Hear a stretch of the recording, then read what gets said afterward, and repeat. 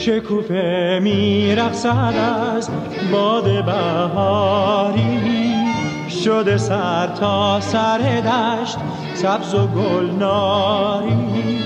شکوفه های بیقرار روز آفتابی به صبا بوسه دهند با لب سرخابی.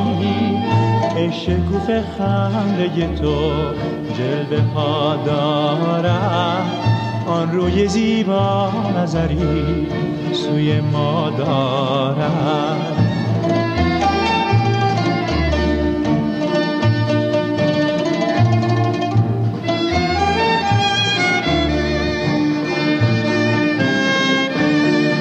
دل داده بلبل